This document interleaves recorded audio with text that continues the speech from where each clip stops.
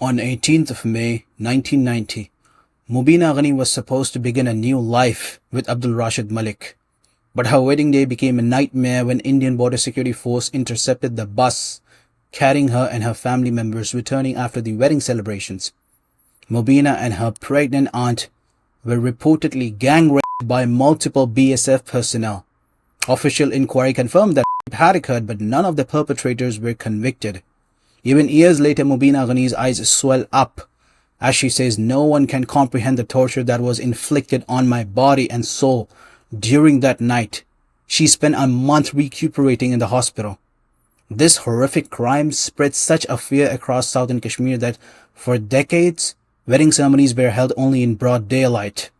According to a report by Human Rights Watch, the use of sexual violence as a weapon of war by Indian occupation forces started in the early 1990s as soon as the Indian government adopted a heavy counterinsurgency approach to crush the armed rebellion against the Indian occupation. The report further adds that despite substantial evidences that Indian army and paramilitary forces were engaged in widespread rape, no perpetrators ever faced criminal prosecutions enabled by systemic impunity.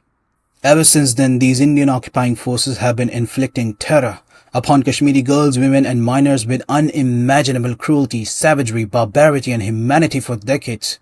The frequently cited cases include 1991 Kulanposhpura villages. Nearly 200 women were gang raped by the 4th Battalion Rajputana Rifles, followed by Landgate rape case, Srinagar gang rape case, Wavusa gang rape case, Doda rape case, Handwara rape case, Shopian rape case, and on and on and on.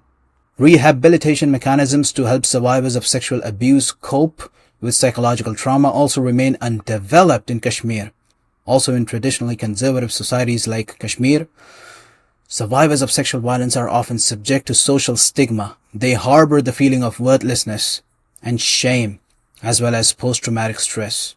The UN Special Rapporteur on Violence Against Women, Rashida Manju, has reported that sexual violence has been used to counteract political opposition. Human rights organizations like Amnesty International, Human Rights Watch, Global Rights for Women, FIDH, have consensus that women are being sexually exploited in Indian militarized zones. Despite that, silence of mainstream feminists is reckoning, and we witness how spineless legal advocacy groups are. Despite acknowledging that India has repeatedly violated Article 3 of 4 Geneva Conventions, they have violated ICCPR and whatnot. Some wounds never heal because justice never came. To know more about Kashmir's occupation, follow this account and check out our website kashmirawareness.org.